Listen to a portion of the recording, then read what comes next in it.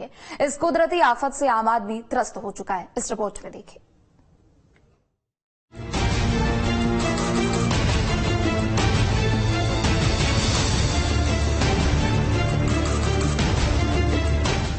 पिछले 3 दिनों से बढ़ रहे नदियों के पानी के चलते संगम नगरी प्रयागराज बाढ़ की चपेट में आ गई है। यहाँ गंगा और यमुना का जलस्तर चेतावनी बिंदु पार करते हुए खतरे के निशान के पास पहुँच गया है। नदियों के किनारे बसे हर मोहल्ले पानी में डूब गए हैं। सैकड़ों मकान में पानी भर गया है। कहीं लोग छतों पर फंसे हैं तो कहीं मकान छोड़कर दूसरी जगह शरण ले चुके हैं। प्रशासन लगातार निगरानी और राहत में जुटा है। माना जा रहा है कि इस तरह से गंगा और यमुना का जलस्तर बढ़ता रहा तो मुसीबत और बढ़ेगी। प्रयागराज की गंगा और यमुना दोनों नदियों का जलस्तर बढ़ने से प्रशासन ने हाई अलर्ट घोषित कर दिया है। देखिए, हम पिछले यहाँ 3-4 दिनों से देख रहे हैं लगातार पानी का स्तर धीरे बढ़ रहा है और अभी तक सरकार की तरफ से कोई राहत बचाव नहीं आई है। अभी हम लोग का एग्जाम भी सीजन का एग्जाम दे रहे हैं और ऐसे में पढ़ाई नहीं हो पा रही, लाइट नहीं आ रही है कमरे में और पानी घुस जाने की वजह से मकान मालिक भी अब इस समय हम लोग को कह रहे हैं कहीं और जाके शिफ्ट हो जाइए। ऐसे परिस्थितियों में हम लोग जाए कहाँ? तो सरकार से बस यही गुहार है, कहीं कोई व्यवस्था करे या तो फिर कोई राहत टीम भेजे या तो। घुस गया है कमरे में, लाइट नहीं है, बिजली नहीं है, वो दिक्कत हो रहा है प्रयागराज में छोटा बगाड़ा। गंगा और यमुना का पानी संगम किनारे स्थित लेटे हुए हनुमान जी के मंदिर समेत नदियों के किनारे कई मठ मंदिरों और आश्रमों में प्रवेश कर गया है। प्रयागराज के दारागंज, सलोरी, बघाड़ा, राजापुर, बेली समेत कई दूसरे रिहायशी इलाकों की बस्तियों और गलियों में बाढ़ का पानी घुस गया है। निचली मंजिल पर रहने वाले लोग अब सामानों को समेटने लगे हैं। गंगा और यमुना नदियों में आई बाढ़ को लेकर प्रशासन ने एक बार फिर से अलर्ट जारी किया है। नावों के संचालन पर पूरी तरह से रोक लगा दी गई है। सिंचाई विभाग की कंट्रोल रूम में 24 घंटे निगरानी की जा रही है। वाराणसी में गंगा नदी का जलस्तर इस बाढ़ के सीजन में अपने उच्चतम स्तर पर पहुंच गया है। गंगा का जलस्तर चेतावनी बिंदु तक पहुंच चुका है। इस सीजन में ये छठी बार है जब गंगा का जलस्तर इतना ज्यादा बढ़ गया है, जिससे वाराणसी के सभी 84 घाट डूब गए हैं। घाटों के डूबने से स्थानीय निवासियों और पर्यटकों की गतिविधियों पर प्रभाव पड़ा है। धार्मिक और सांस्कृतिक तौर पर महत्वपूर्ण इस शहर में गंगा घाटों का जलस्तर बढ़ने से काफी समस्या खड़ी हो गई है। स्थानीय प्रशासन ने निरंतर बढ़ते जलस्तर को ध्यान में रखते हुए चेतावनी जारी कर दी है। नाव पर प्रतिबंध लगा दिया है जिससे सुरक्षा सुनिश्चित की जा सके। इसके अलावा लोगों को नदियों के किनारे जाने से मना किया जा रहा है और सुरक्षा के उपायों का पालन करने की सलाह दी जा रही है। गंगा के जलस्तर में लगातार वृद्धि ने प्रशासन और जनता दोनों के लिए चिंता की स्थिति पैदा कर दी है। तस्वीरों में देखिए कि दुकानों में किस तरीके से पानी घुस चुका है। होटल यहाँ पर है, पूरा बाजार है, पर जो नीचे है वो सड़क की जगह अब पानी दिखाई दे रही है। गलियों में अब नाव चलते हुए देखे जा सकते हैं। आलम यह है कि पूरा का पूरा ये जो इलाका है वो पानी में तब्दील हो चुका है। वाराणसी में 84 घाट गंगा में डूब चुके हैं। सौदा गलियों या छतों पर हो रहा है। तीर्थ पुरोहित जो है वो सड़कों पर बैठे हुए हैं। गंगा आरती या तो फिर छत या फिर सड़कों पर हो रही है। तो स्थितियां वाराणसी में लगातार गंगा के जलस्तर में बढ़ोतरी के कारण बिगड़ती जा रही है। वहीं वरुणा नदी भी उफान पर है और ये वो तस्वीर है जहां पर आप देख सकते हैं कि लोग किस तरीके से यहां पर बेहद मुश्किल में है। दुकानों में पानी घुस चुका है।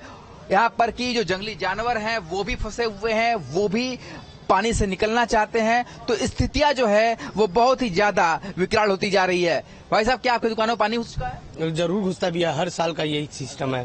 क्या स्थिति दिखाई दे रही है? पानी बढ़ रहा है? पानी तो 2 दिन में मान के चलिए 30 सीढ़ी पानी बढ़ा हुआ है। 30 सीढ़ी कुछ कहलाता है।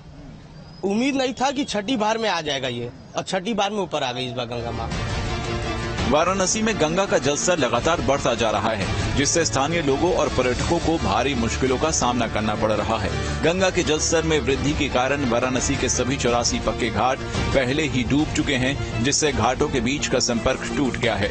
वाराणसी में बाढ़ के कारण शवदाह करने वालों की मुश्किलें बढ़ गई हैं। वाराणसी में गंगा के सभी घाट तो डूब ही चुके हैं, अब पानी रिहायशी इलाकों में भी घुस रहा है। कर्मकांड करने वाले पंडित सड़क पर बैठकर पूजा अर्चना और पिंडदान का काम कर रहे हैं। वहीं गंगा आरती भी सड़क पर हो रही है। वाराणसी में गंगा उफान पर है। गंगा का जल जो है वो अब सड़कों पर आ चुका है और यही कारण है कि अब तीर्थ पुरोहित और गंगा आरती भी सड़कों पर हो रही है। तस्वीरों में देख सकते हैं गंगा आरती के सामान यहाँ रखे हुए हैं।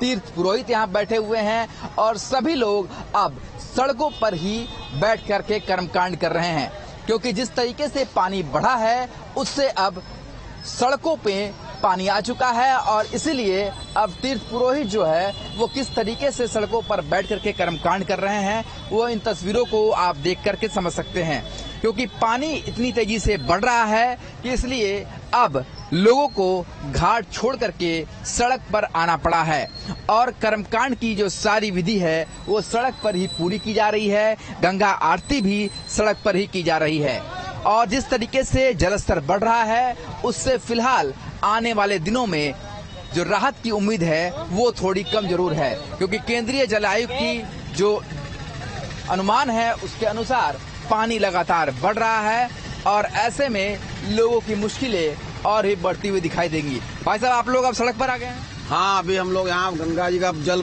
जो बढ़ाव पर है, हम लोग यहाँ पर 80 घाट पर ऊपर में आ गए हैं। कितनी परेशानी हो रही है इस समय? परेशानी तो काफी है, एक बैग पानी आना काफी परेशानी है। सारे मार्ग बंद हो चुके इधर। ग्रेटर नोएडा के जेवर थाना क्षेत्र के रनहेरा गांव में बाढ़ जैसी स्थिति बन गई है। बीते दिनों हुई बारिश के चलते पानी न सिर्फ सड़कों को डुबा चुका है बल्कि लोगों के घरों के अंदर भी जा घुसा है। रनहेरा गांव की तमाम सड़कें पानी में डूब गई हैं।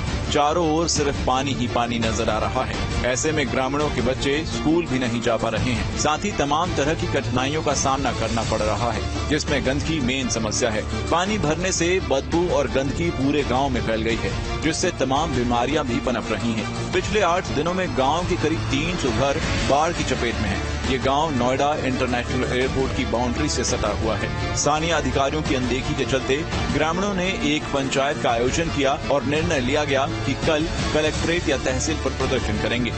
पलायन करने की स्थिति, आज पंचायत बुलाई गई है। पंचायत के तमाम लोग यहाँ बैठे हुए आपको दिखाई दे रहे होंगे। ये तमाम लोग उस समस्या को लेकर बैठे हुए हैं कि किस तरीके से इस जल भराव से छुटकारा पाया जाए। अधिकारियों के ऊपर गंभीर आरोप लगाए गए हैं कि संबंधित अधिकारियों ने समय रहते जल भराव निकासी का कोई इंतजाम नहीं किया। हालांकि दावे जरूर यहाँ पर किए जाते हैं, करोड़ों रुपया खर्च जल निकासी पर किया जाता है नोएडा ग्रेटर नोएडा प्राधिकरण की तरफ से। क्या अब समस्या है आप लोगों की? समस्या ये है, लगभग यहाँ पर 15 दिन से जल भराव का कार्य हो रहा है। शासन प्रशासन द्वारा झूठी टॉफी बांटने का कार्य किया जा रहा है कि ये किया जा रहा है, वो किया जा रहा है। धरातल पर अगर आम आदमी देखेगा तो कुछ भी कार्य नहीं हो पा रहा है। अब पंचायत कर रहे हैं आप लोग, क्या निर्णय लिया गया है? जी, हमारा निर्णय ये है कि प्रशासन शासन को मैंने 14 तारीख को भी इन्फॉर्मेशन दिया था। उसके पुलिस अधिकारी आए 3, लेकिन उन्होंने हमारी मदद करने के लिए इनकार कर दिया, मना कर दिया सीधे तौर पर कि हम आपकी कोई मदद नहीं कर सकते। इसलिए 14 तारीख को मैंने कॉल करी थी। इसलिए हमारा आज का फाइनल है कि हम आज शाम नहीं तो कल सुबह डीएम ऑफिस के सामने जाकर अपने बीवी बच्चे और परिवार को, भैंस वगैरह को लेके वहीं ही रहेंगे। गांव के अंदर ही गलियों में 3 से 4 फीट तक पानी भरा हुआ है। लोग ट्रैक्टर और बैलगाड़ी से गांव की गलियों में घूम रहे हैं। महिला, बुजुर्ग सभी इस पानी से होकर गुजरने को मजबूर हैं। इस गांव में जिस पानी में मैं खड़ा हूँ, यहाँ पर तकरीबन 3 फीट के आसपास तक पानी है। इसके आगे पानी और ज्यादा है। तमाम जो लोग हैं वो अपने घरों के दरवाजे पर खड़े हुए दिखाई दे रहे हैं। पैदल इस रोड से नहीं निकल सकते, तो तमाम लोग ट्रैक्टर का प्रयोग कर रहे हैं या अन्य संसाधनों का प्रयोग कर रहे हैं। इस गांव में पानी इतना भरा हुआ है कि यहाँ पर सड़कों पर नाव चलाने की नौबत आई हुई है।